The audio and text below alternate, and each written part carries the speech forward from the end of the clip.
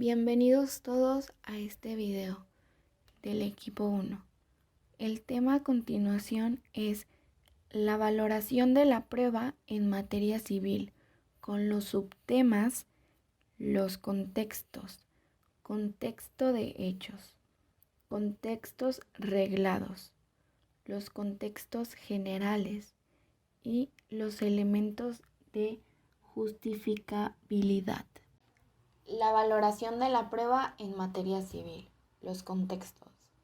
En el contexto general, la prueba en materia jurídica es de suma importancia para el desarrollo del derecho, ya que no existe proceso judicial que no depende estrictamente de la prueba, ni mucho menos una sentencia que establezca el derecho de las partes que no se sustente en prueba conocida y debatida dentro del proceso, porque no puede existir una sentencia en materia penal o civil que no fundamente sus considerados en lo que es objetivamente veraz y a todas luces capaz de convencer sobre la inocencia o responsabilidad de un acusado, o bien que el actor acreditó sus pretensiones. Entonces, sin la prueba, el juez no podría tener un contacto con la realidad extraprocesal y por ello, la forma inmediata de comprobar que la persona a la cual se le acusa de haber cometido un hecho punible es culpable o inocente, en tratándose de derecho penal, solamente se puede llegar a esta conclusión agotando todos los medios de la prueba legales. Contextos generales. Es necesario establecer un concepto de la prueba y para ello debemos recurrir a su sentido etimológico, pues la palabra prueba deriva del término latín probatio o probationis, que a su vez procede del vocablo probus, que significa bueno.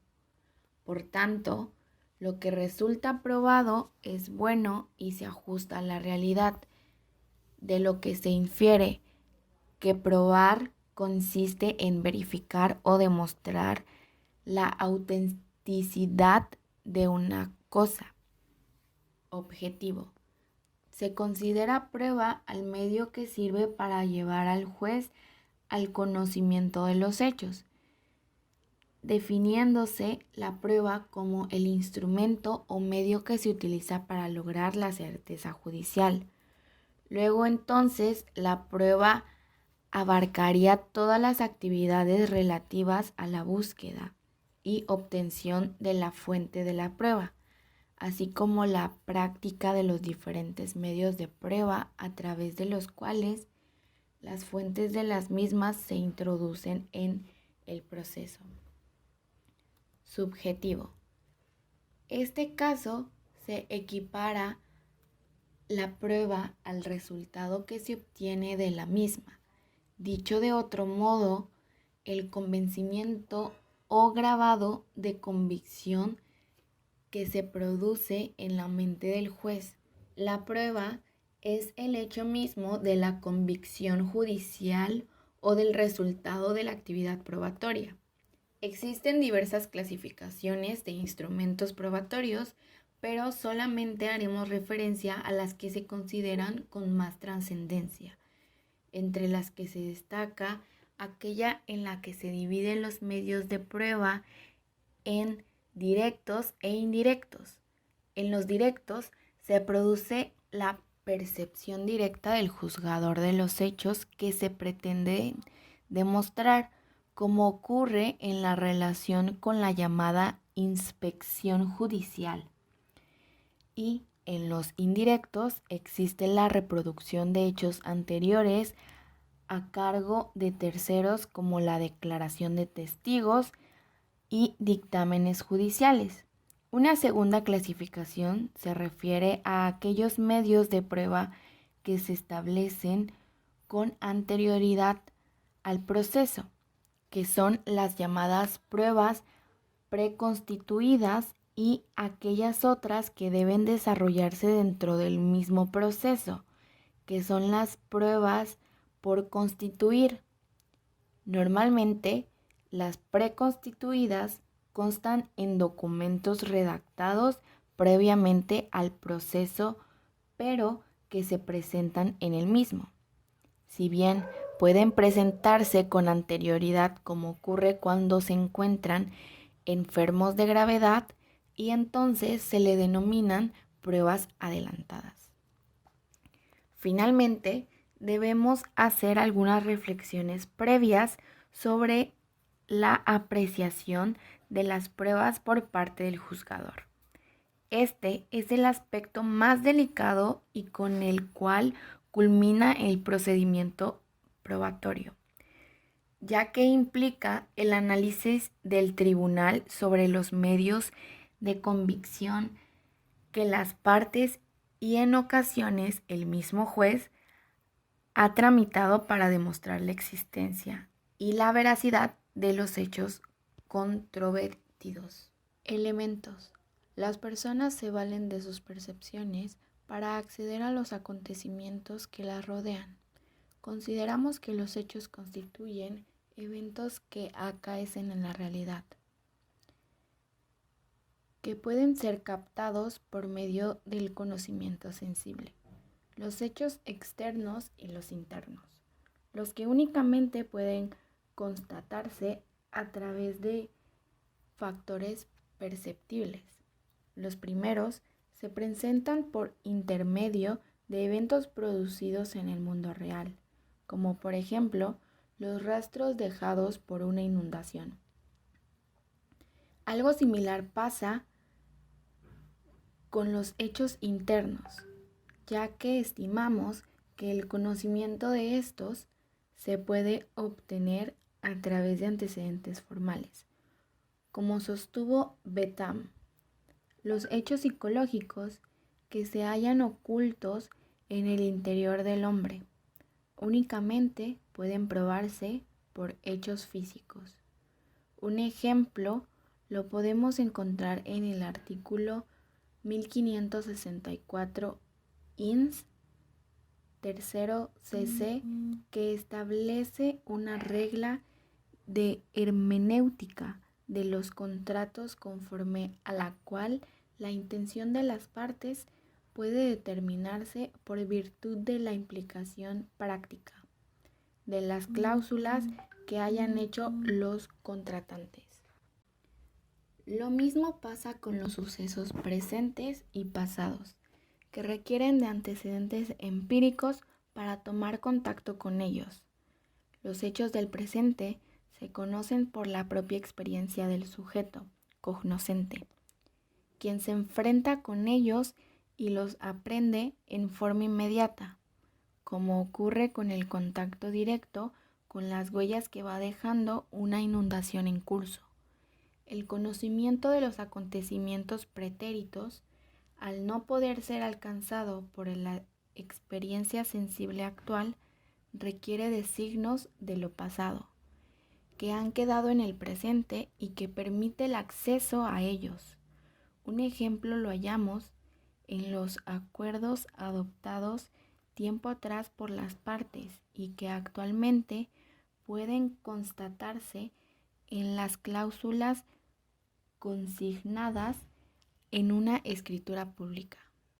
Como cuestión de orden general, podemos decir que el esquema básico de estos elementos no se ha visto alterado por los avances científicos y tecnológicos del último tiempo, lo que, por el contrario, han aplicado el elenco de estos datos empíricos que circulan en la realidad.